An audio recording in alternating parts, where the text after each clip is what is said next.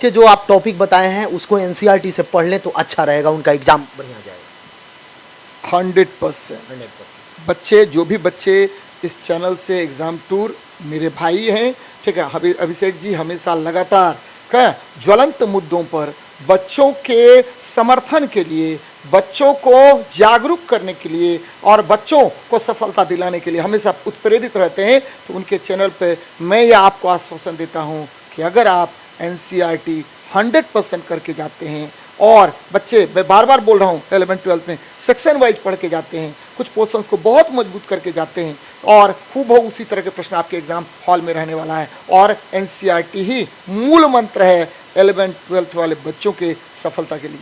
अभी हम लोग उपस्थित हैं एग्जाम टूर चैनल पर और आपसे बता दें मेरे साथ शशांक शेखर सर हैं, साइंस विशेषज्ञ और कंपटीशन व्यू के फाउंडर और डायरेक्टर। आपसे बता दें ये वर्तमान समय में इनसे हम जानेंगे कि 11th-12th में साइंस के लिए क्या करें और क्या रणनीति होना चाहिए, ताकि सर बहुत सारे बुक लिखते हैं साइंस में, रुक्मिणी प्रकाशन के द्वारा सर का बुक आता है, तो इसलिए सबसे बेहतरीन होगा आप वीडियो को अंत तक देखिएगा। हर एक टॉपिक से सर बताएंगे, आपको जानकारी देंगे। इसके बावजूद भी किसी प्रकार का यदि समस्या होगा साइंस से तो आप कमेंट बॉक्स में जरूर कमेंट करेंगे। सर आपका स्वागत है एग्जाम टूर में। धन्यवाद। सर 11th-12th के लिए साइंस में बच्चे क्या करें और किन किन टॉपिक पर विशेष ध्यान दें? देखिए 11th-12th जो है उसमें चूँकि अपने ही सब्जेक्ट से 80 प्रश्न आएंगे, फिजिक्स में 80 प्रश्न रहेंगे, केमिस्ट्री में 80 प्रश्न रहेंगे, बॉटनी और जूलॉजी में अलग अलग कर दिया गया है, 80-80 प्रश्न रहेंगे। तो पहली बात, सबसे पहले हम लोग चलते हैं फिजिक्स में। तो फिजिक्स में बच्चे अगर चाहेंगे कि हम सब सेक्शन से अच्छा स्कोर कर पाएँ तो थोड़ा सा कठिन हो जाएगा। करना क्या पड़ेगा बच्चों को, चूँकि समय बड़ा सीमित है, ठीक है, तो समय को ध्यान में रखते हुए कुछ सेक्शंस बच्चे बहुत मजबूत कर लें और 10+2 का जो बुक्स है उसको एकदम एनसीईआरटी को लाइन बाय लाइन कर लें। वहीं मुझे लग रहा है कि एनसीईआरटी के ही ऑब्जेक्टिव्स को, ठीक है, वहाँ पर दिखेगा, एग्जाम हॉल में रखेगा, पुट अप कर देगा, ज़्यादा कुछ मेहनत बोर्ड नहीं करेगा।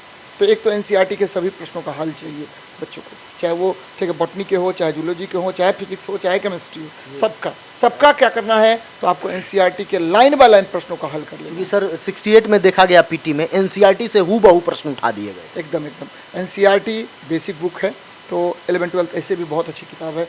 आपको एनसीईआरटी, हम लोग उसी को फॉलो करते हैं, लगातार उसी को पढ़ाते हैं और प्रयास करते हैं कि एनसीईआरटी के ही शब्दों को रखा जाए। लिखने में भी हम लोग बहुत ज़्यादा उसका यूज़ करते हैं। अब बात ये आ रही है कि बच्चे पढ़ें क्या। अब हमें एक सिलसिलावार तरीके से आपको बता रहे हैं। जैसे फिजिक्स है, फिजिक्स में आप बच्चे पहले सेक्शन बांट लें कि हम कहाँ स्कोर कर सकते हैं। जैसे मैकेनिक्स का पोर्शन कठिन है, बच्चे मैकेनिक्स का पोर्शन कठिन है, वहाँ आप यदि चाहिएगा कि बहुत अच्छा स्कोर कर पाएँ तो थोड़ा सा कठिन होगा आपके लिए। तो क्या करेंगे हम, तो हीट का सेक्शन मजबूत कर लेंगे, ठीक है, वेव का सेक्शन बहुत मजबूत कर लेंगे। वेव वाला जो सेक्शन है उसको एकदम 100% कवर्ड आउट कर लीजिए। वहाँ एसएचएम है, वहाँ आपको क्या बोलते हैं, इलेक्ट्रोमैग्नेटिक वेव्स है, फिर आपका, ठीक है, साउंड वेव्स है, उसको पूरा कर लीजिए। ईजी है, आसानी से बच्चे वहाँ पर स्कोर कर सकते हैं।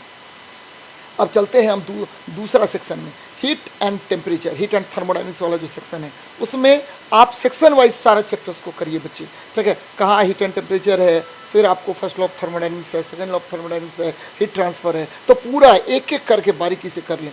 आसान है, ठीक है, सरल है और बच्चे बहुत अच्छे से उसको, ठीक है, आपको अपने लेवल को वहाँ पर बढ़ा सकते हैं।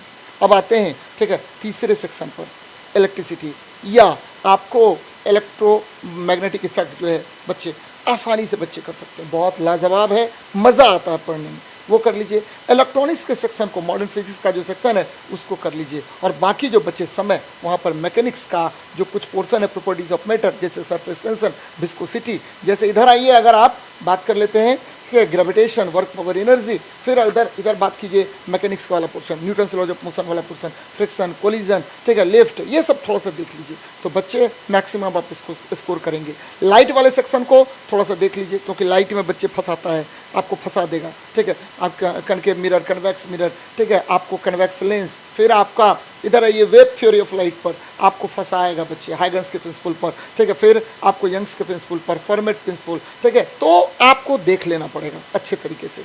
तो लाइट का सेक्शन बहुत मजबूत रखिए, ठीक है। फिर आपका इधर आइए, हीट एंड थर्मोडायनेमिक्स ईजी है, आसानी से कर सकते हैं। वेव का पोर्शन बहुत ईजी है, आप आसानी से कर सकते हैं। इलेक्ट्रिसिटी, इलेक्ट्रोमैग्नेटिज्म, ये दोनों बहुत ईजी है, आप कर सकते हैं बच्चे। तो अगर इसको फोकस करके करेंगे तो सफलता मिलेगी। अब आते हैं केमिस्ट्री के सेक्शन में।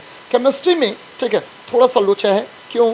क्योंकि बहुत सारे बच्चे भूल जाते हैं रिएक्शन मैकेनिज्म, ठीक है। आपको नोमेनक्लेचर या आप कहिए इधर से ऑर्गेनिक केमिस्ट्री सबसे इंपॉर्टेंट है बच्चे, याद रखना बच्चे, सबसे इंपॉर्टेंट कौन है? ऑर्गेनिक केमिस्ट्री है। ऑर्गेनिक केमिस्ट्री में नेम रिएक्शन कर लीजिए, कम से कम 7 से 8 प्रश्न आप कर सकते हैं वहाँ से, ठीक है। आप नोमेनक्लेचर अच्छे से कर लीजिए, आप मैक्सिमम आपको 3 या 4 प्रश्न आप पक्का कर लीजिएगा।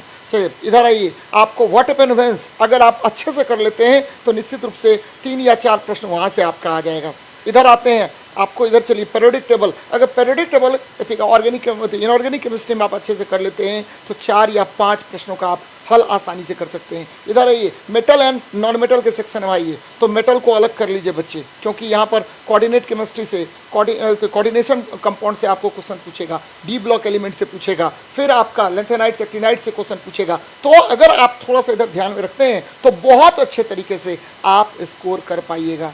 फिर फिजिकल केमिस्ट्री में आते हैं, आयनिक इक्विलिब्रिया एकदम कर लीजिए, 1 या 2 क्वेश्चन वहाँ से होगा। केमिकल काइनेटिक्स वहाँ से 1-2 कर लीजिए। केमिकल काइनेटिक्स बहुत इजी चैप्टर है बच्चे, थोड़ा सा ध्यान दीजिएगा तो पूरा चैप्टर आपको आत्मसात हो जाएगा। कहीं भी कोई भी प्रश्न का आंसर आप किसी भी एग्जाम में आप आसानी से दे सकते हैं, ठीक है। थोड़ा सा हीट एंड थर्मोडायनेमिक्स, हेस लॉ देख लीजिए, लीटेचर्स प्रिंसिपल देख लीजिए बच्चे, आप बहुत अच्छे से स्कोर कर सकते हैं। बाकी तो आपको पता ही होगा, क्योंकि 9th 10th वाले भी बच्चे ऑक्सीडेशन रिडक्शन इधर वगैरह पढ़ते आते हैं, इजी चैप्टर है, आसानी से वहाँ पर कर लीजिएगा। एटॉमिक स्ट्रक्चर, रेडियो एक्टिविटी, ये सब देख लीजिए। तो बच्चे अगर इस तरह से आप पढ़ेंगे सेक्शन वाइज करेंगे, और आप ये देखिए कि प्रायोरिटी क्या है हमारा सर ने बताया कि ऑर्गेनिक केमिस्ट्री वाला पोर्शन है वो मेरा प्रायोरिटी है, मेरा पीरियोडिक टेबल वाला प्रायोरिटी है। अगर इन प्रायोरिटियों को देख करके तब जा करके आप क्या करते हैं, अपनी तैयारी को धार देते हैं, तो सफलता आपके कदमों में होगा।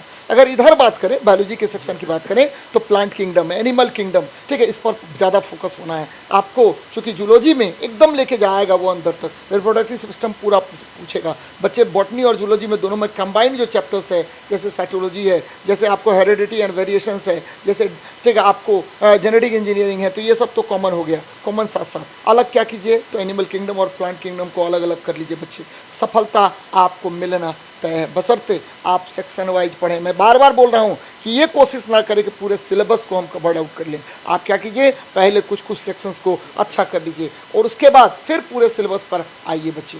ऐसा ना हो कि पूरे सिलेबस के चक्कर में आप सेक्शन वाइज ना करके मैक्सिमम स्कोर ना कर पाएँ। आप क्या कीजिए, सेक्शन वाइज कीजिए और पहले कुछ पोर्शंस को बहुत मजबूत कर दीजिए और धीरे धीरे अपने आप को बिल्डअप कीजिए। यकीन मानिए आपकी सफलता आपके कदमों में होगी।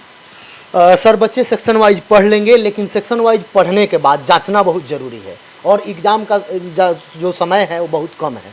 तो एक बार तो पढ़ पाएंगे या 2 बार पढ़ पाएंगे जो ज़्यादा समय देंगे, लेकिन वह अपने आप को कैसे जज कर पाएँ कि उनसे इस चैप्टर से कितना कवर हुआ और कितना प्रश्न बना पा रहे हैं, उनके लिए सेट प्रैक्टिस कैसा रहेगा?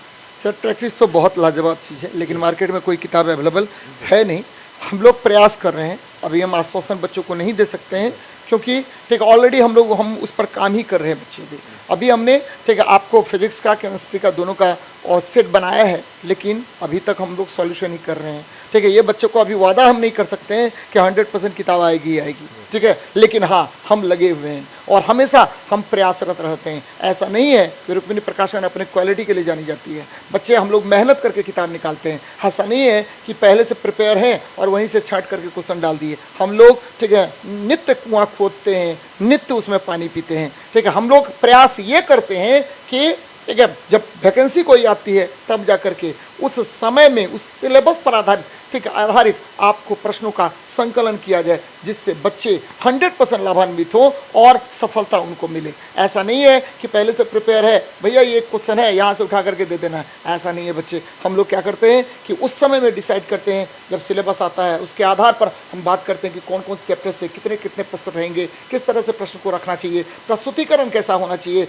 बच्चों को सॉल्यूशन किस तरह से आत्मसात हो जाए। अगर बच्चों को टीचर ना भी मिले तो भी ठीक है आप बच्चे आसानी से ठीक है केवल आपका जो है सॉल्यूशन को पढ़ करके बच्चे समझ जाएं, उनको लगे कि मेरे टीचर मेरे सामने में है, और सॉल्यूशन को देखते देखते वो समझ आए, उनके दिमाग में ये चित्रण हो कि सामने टीचर मेरा बैठा हुआ, टीचर ही मुझे बता रहा है। तो इस तरह से ठीक है रुक्मिणी प्रकाशन में हल करने का प्रयास किया जाता है। तो हम बच्चों को अभी 100% आश्वासन नहीं दे सकते हैं, लेकिन हाँ 90 to 95% आश्वासन है मेरा कि बहुत जल्दी हम लोग जो है 11th-12th का फिजिक्स, केमिस्ट्री और ठीक है आपको बॉटनी और जूलॉजी का, बच्चे बॉटनी नहीं जूलॉजी का बुक लाने का प्रयास करेंगे। 100% इसमें आपको ये नहीं है, लेकिन हाँ 90 to 95% निश्चित रूप से है अनुमान। मतलब सर समय देने के लिए बहुत बहुत धन्यवाद। धन्यवाद। जो भी 11th-12th के अभ्यर्थी हैं, इसके बावजूद भी आपके मन में कोई प्रश्न होगा या किसी भी प्रकार का कोई परेशानी होगी तो कमेंट बॉक्स में ज़रूर कमेंट करिएगा, फिर मैं इस पर चर्चा करूंगा।